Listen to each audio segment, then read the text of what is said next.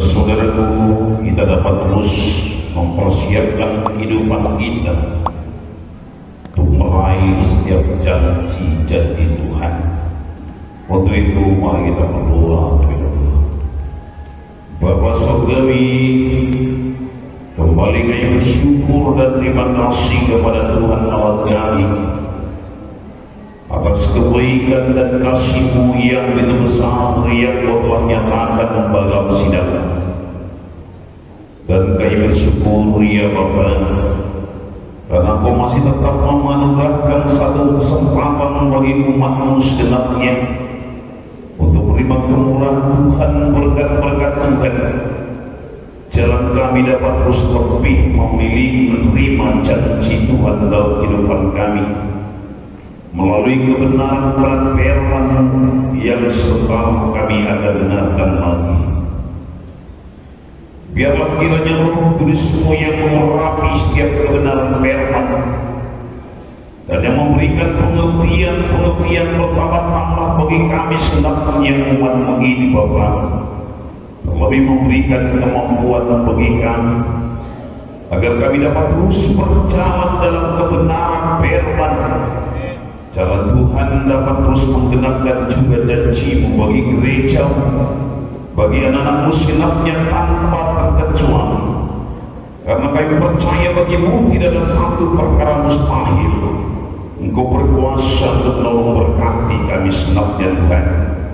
Untuk itu ya Bapa, berikanlah hati yang rendah bagi kami segenap umat-Mu, baik yang kami ada tempat ini maupun anak-anak-Mu yang ada tempat yang lain, yang setia untuk mengikuti ibadah ini Tuhan. Kau berkati mereka dengan berkat yang limpah dari surga, agar dimanapun mereka berada tetap bersandar dan berharap pada Tuhan Allah yang ajaib itu. Bungkus duduk rapat kami semula darah-Mu saja, dan Kau juga yang merapi hamba-Mu yang Kau pakai, karena hamba-Mu hanya lembut tanah belaka penuh dan kosongan. Mari Bapa sertai hamba-Mu, Bapa terus hikmat kebijaksanaan bagi hamba-Mu untuk menyampaikan segala kehendak Bapa bagi segala umat-Mu ini. Bungkus dulu rapat kami oleh darah-Mu saja. Haleluya, haleluya, amin. Puji Tuhan, saudara yang kasih dalam nama Yesus Kristus. Salam. Tiada berkesudahan saudara kita tetap bersyukur dan berterima kasih kepada Tuhan Allah kita atas kebaikan-kebaikan Tuhan, atas kasih setia Tuhan yang Tuhan terus nyatakan bagi sidangnya, bagi kehidupan anak-anaknya. Dengan berbagai-bagai cara Tuhan terus berkarya membuktikan bahwa apa yang dikatakan Tuhan itu benar, membuktikan bahwa Yesus yang saudara saya sembah itu adalah setia. Untuk itu mari melalui kebenaran firman Tuhan yang kita dengarkan pada hari ini, dapat terus jalan saudara saya juga semakin layak untuk menerima anugerah berkat kuasa Tuhan, janji-janji daripada Tuhan. Saudaraku, sebelum kita masuk pada ayat hafalan kita, sebagaimana minggu yang lalu telah kita dengar dalam firman Tuhan, kita harus berusaha sungguh-sungguh bagaimana supaya kita dapat bertambah-tambah. Kita harus sungguh-sungguh bertumbuh, bukan hanya soal iman saja, tetapi saudaraku kita harus bertambah-tambah, yaitu dalam kebajikan, dalam perbuatan baik. Ya, kita tidak cukup berhenti sampai pada iman telah kokoh, iman telah kuat, iman telah bertumbuh, tetapi saudaraku kita harus bertumbuh terus kepada kebajikan. Artinya perbuatan baik. Ya, sering mungkin saudara dengar di Israel, di Timur Tengah sana ada namanya Laut Mati. Laut Mati ini bersumber dari Danau Galilea, Danau Tiberias, sama semua itu. sebagai sumber air pada umumnya daerah Israel sana. Tetapi laut mati ini, saudara, dapat dikatakan suatu laut yang tidak ada kehidupan di sana. Kenapa? Karena sifatnya hanya menerima. Sifatnya hanya menerima, tidak pernah memberi kemanapun, tidak mengalir kemana-mana. Karena permukaannya saja 400 meter di bawah permukaan laut pada umumnya. Gak mungkin dia mengalirkan air itu kemanapun. Sehingga saudaraku, laut itu begitu asin. Kalau saudara cemplung ke sana, saudara tidak akan tenggelam. Saudara pasti tahu. Tapi satu perkara saya bilang tadi, tidak ada kehidupan di sana. Jangan saudara harapkan satu ekor ikan saudara dapatkan di sana, tidak ada, saudara. Inilah gambaran orang yang kalau hanya menerima tanpa memberi. Ya. Tapi harapan Yesus kepada saudara dan saya, kita harus sebagai teladan kita dalam berbuat baik. Maka kita dikatakan tadi, kita harus bertumbuh dalam perbuatan baik. Tidak cukup iman yang bertumbuh, saya katakan tadi, tapi dalam perbuatan baik ini juga kita harus bertumbuh. Dalam buku Titus dituliskan pasal 2 ayat 6 sampai 8. Titus pasal 2 ayat 6 sampai 8. Karena 3 ayat saja, kita baca saja bersama-sama. Ya. Titus pasal 2 ayat 6 sampai 8. Dimulai dari ayat 6. 1, 3.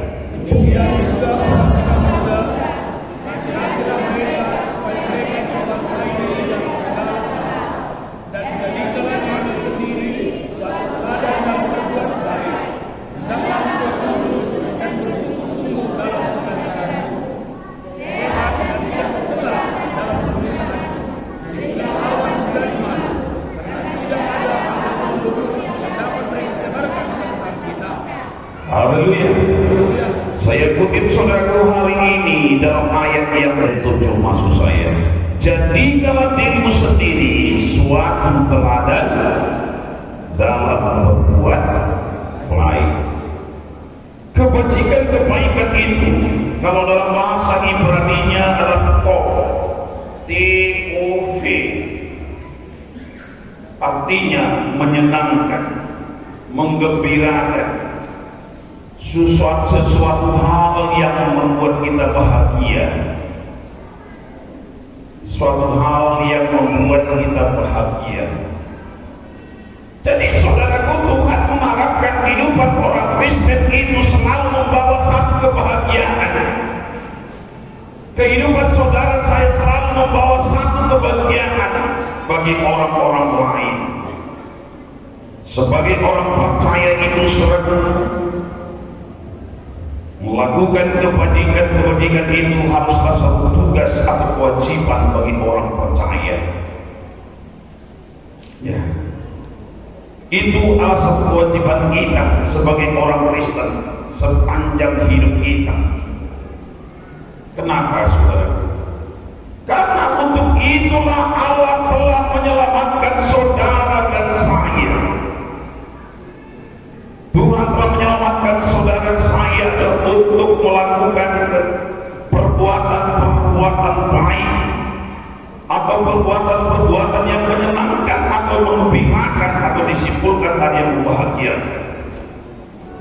Jadi kalau ada Tuhan merancangkan sesuatu yang tidak membawakan kebahagiaan, itu bukan orang benar, itu bukan orang Kristen. Tapi kehidupan saudara saya itu harus selalu berpikir dan tindakan kita juga berbuat bagaimana sesuatu perbuatan yang bisa menggembirakan atau menyenangkan orang lain. Nah, itulah kehendak Tuhan, saudara. Dalam Filipi pasal 4 ayat 5 dikatakan, Hendaklah kebaikan hatimu diketahui semua orang. Tuhan sudah dekat.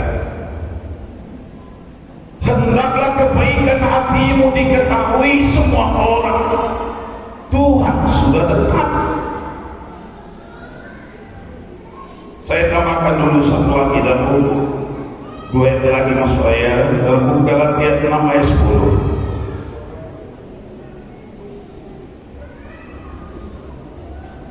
Karena itu selama masih ada kesempatan bagi kita, marilah kita berbuat baik kepada semua orang, tetapi terutama kepada kawan-kawan kita seiman. Efesus 2 ayat 10 juga.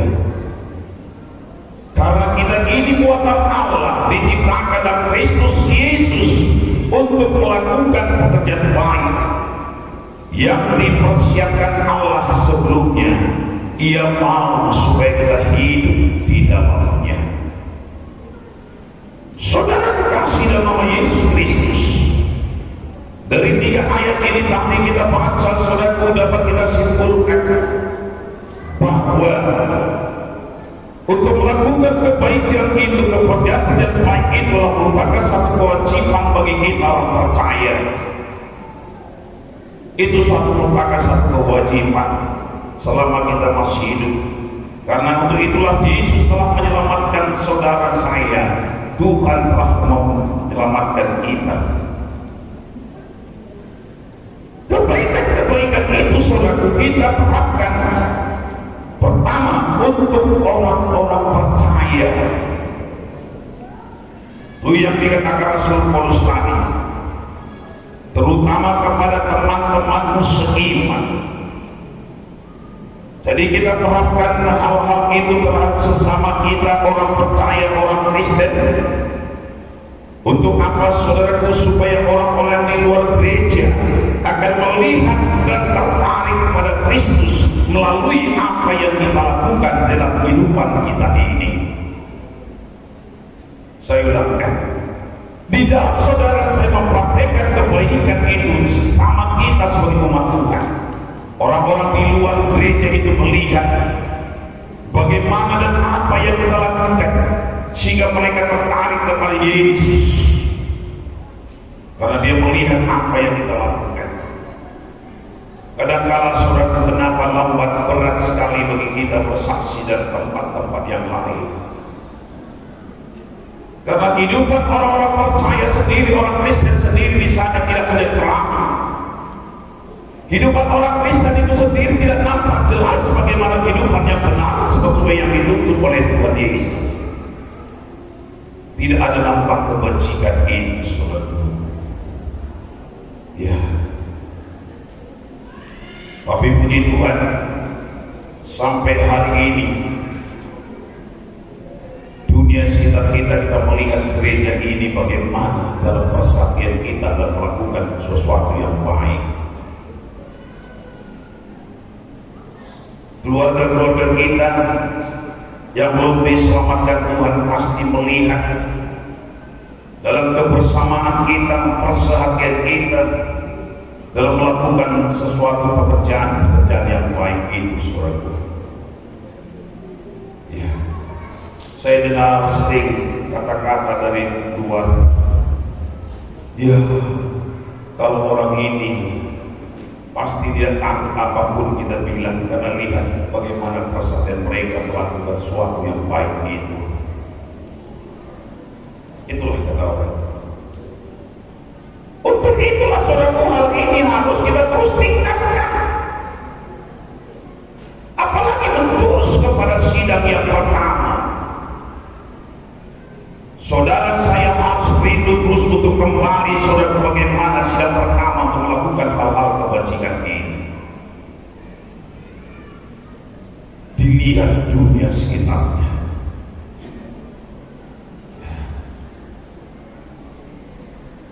Mari kita terus tingkatkan, saudaraku. Kedua, itulah untuk sesama kita, saya katakan, supaya orang melihat tertarik kepada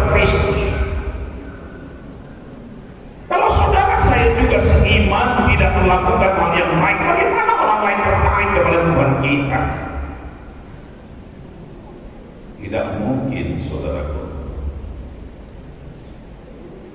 Bagaimana orang tertarik menjadi orang Kristen kalau kehidupan kekristenan itu sendiri tidak ada jadi teladan dalam kebajikan? Tidak mungkin. Nah, tidak mungkin.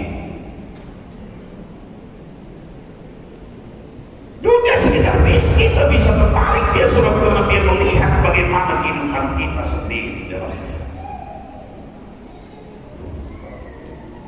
Dia melihat kehidupan kita sendiri dari perbuatan kebajikan kita.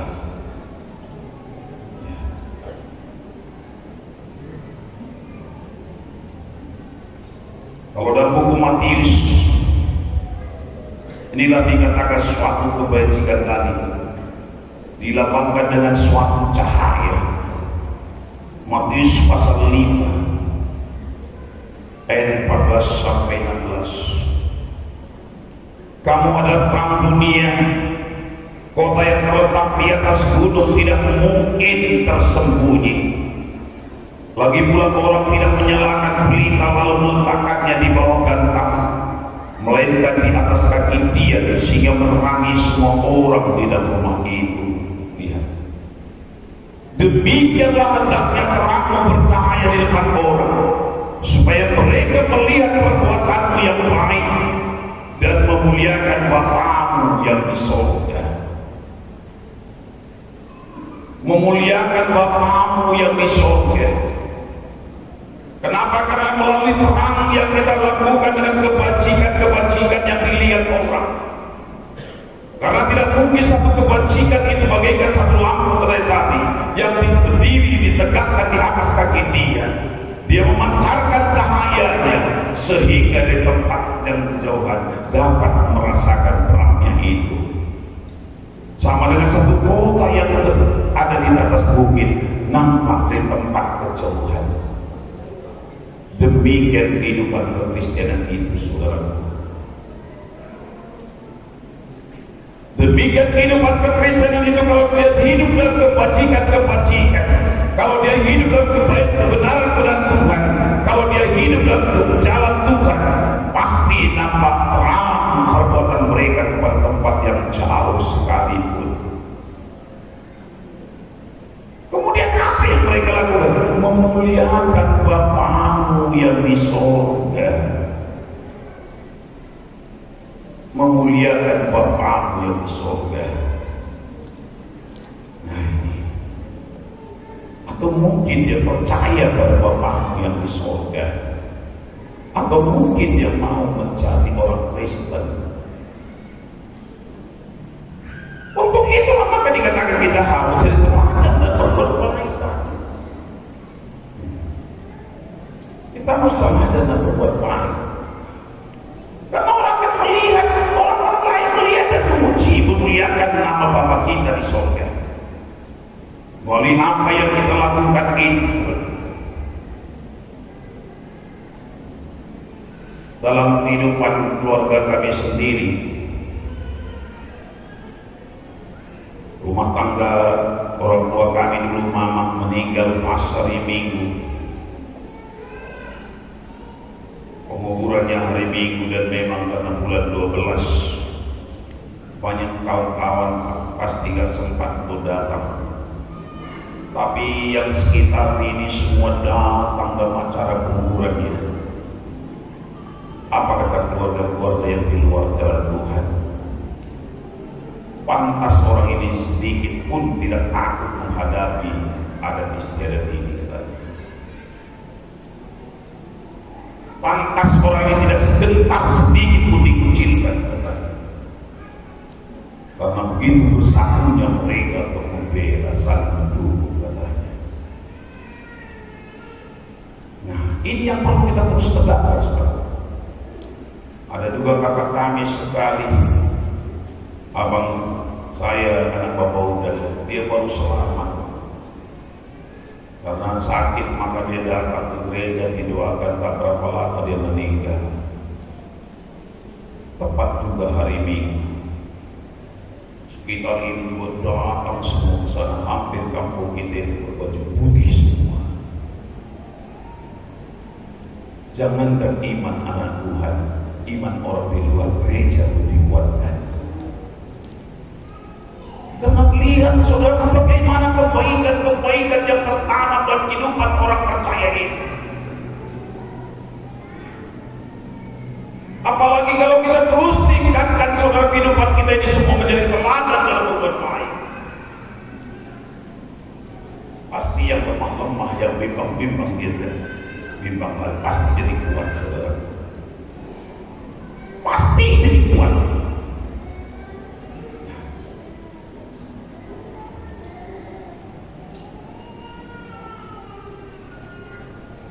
Tapi kalau kita tidak lakukan saudaraku,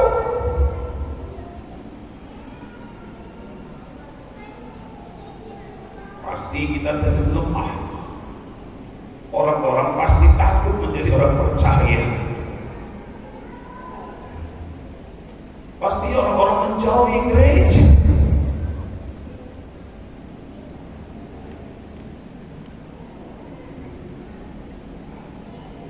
Tapi marilah terus dilakukan. Kedua, kebaikan itu harus kita terapkan untuk semua orang. Terlepas dari hubungan kita dalam satu gereja, satu iman dalam Tuhan tadi. Untuk apa? Supaya orang-orang kafir, orang yang belum percaya pada Kristus itu percaya pada Tuhan, dia diselamatkan. Tadi memang sesama kita nomor satu kata Rasul Paulus. Tetapi untuk orang lain pun perlu kita laksanakan saudara.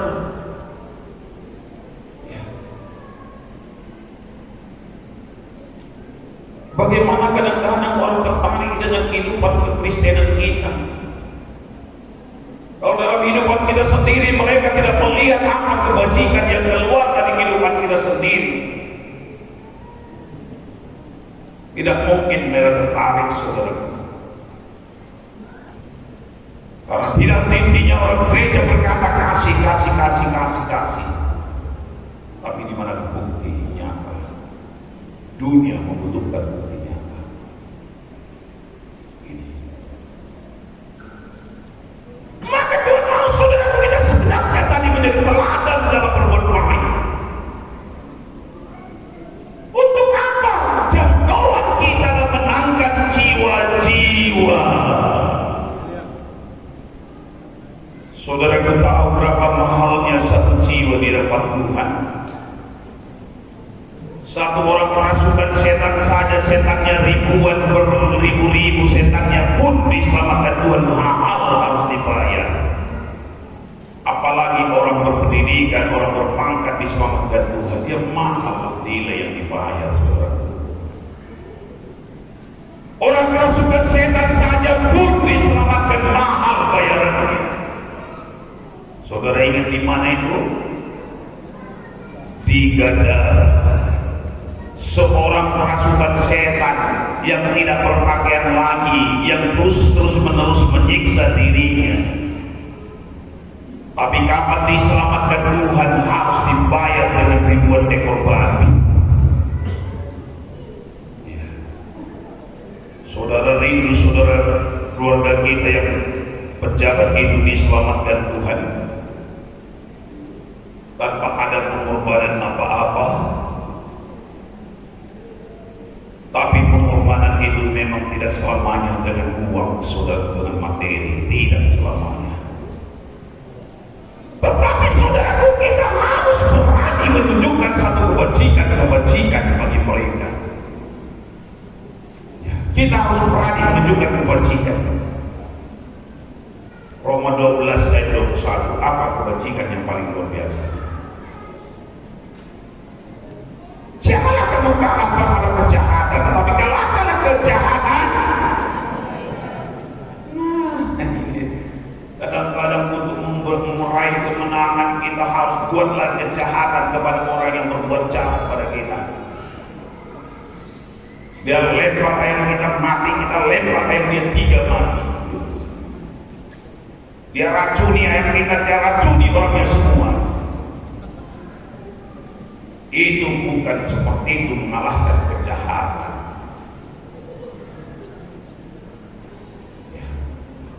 Untuk mengalahkan kejahatan adalah satu cara trik yang paling ampuh, saudara. Kalahkan dengan berbuat baik.